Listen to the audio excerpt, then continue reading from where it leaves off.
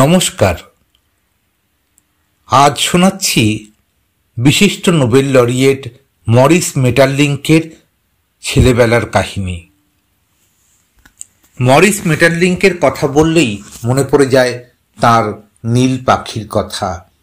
সেই যে নীল পাখি এক আশ্চর্য রূপক নাটক, যা আমাদের অবহেলিত আত্মার মুক্তি ঘটায়।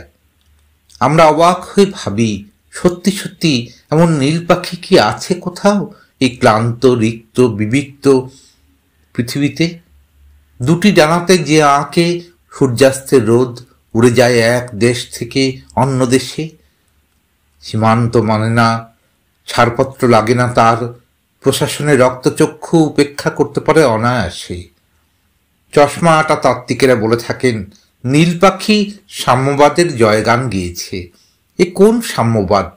না, একে রাজনীতির অন্ধকারে নিমজ্জিত করা যায় না। ভোরের আলোর মতোই এ হলো স্বতঃসিদ্ধ ভালোবাসার মতোই চিরন্তনের উপস্থিতি। নীল পাখির মতো এমন অসামান্য নাটক লিখে যিনি নোবেল পান, এসো সেই মরিস মেটারলিঙ্কের একেবারে ছোট্টবেলার দু চারটি কথা তোমাদের শুনিয়ে দিই। তিনি জন্মেছিলেন বেলজিয়ামে, ঘেন্ট শহরে 1962 খ্রিস্টাব্দের 29 আগস্ট। ছোটবেলা থেকে কঠোর নিয়মানুবর্তিতার মধ্যে দিন কাটাতে হয়েছিল বেচারি মরিসকে। ভালো লাগতো না তার মোটাসোটা বইতে ঘাড় গুঁজে বসে থাকতে।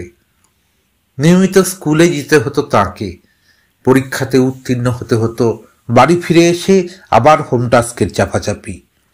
এভাবেই কখন দিন ফুরিয়ে রাত নামতো, ক্লান্ত মরিস তা বুঝতেই পারতেন না। বাবা ছিলেন তার প্রতি খুবই সহৃদয়শীল, শহরের এক নামকরা উকিল।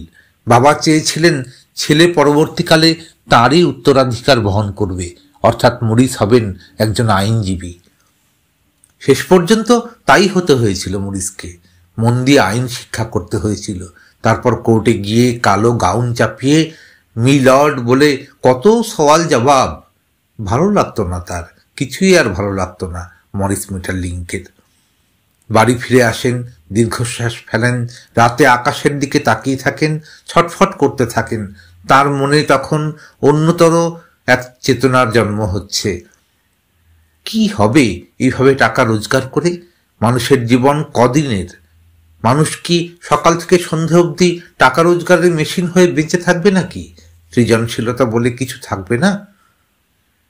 এতগুলি প্রশ্নের উত্তরল তখন মরিস মেটারলিঙ্কের মনের মধ্যে। তারপর একদিন কি ভাবতে ভাবতে আইন ব্যবসাটা ছেড়েই দিলেন। খবর পৌঁছালো রাগী বাবার কানে। বাবা তো রেগে অগ্নিশর্মা। সোজাসুজি কৈফিয়ত দাবি করলেন মরিস মেটারলিঙ্কের কাছে। বেচারি মরিস আর কি করেন? ইতিমধ্যে তিনি বেশ কয়েকটি নাটক লিখে ফেলেছেন। তরুণ নাট্যকার হিসেবে যথেষ্ট নাম হয়েছে তার। মুখ কাঁচুমাচু করে বলেছিলেন, বাবা, আমি আমার পথে হাঁটতে চাইছি, তুমি কেন আমাকে বাধা দিচ্ছ? আমাদের সৌভাগ্য বাবার বেশি বাধা দেননি। বাধা দিলে হয়তো আমরা এই নীল পাখির উড়ান দেখতে পেতাম না, শুনতে পেতাম না আরো অনেক চরিত্রের সংলাপ।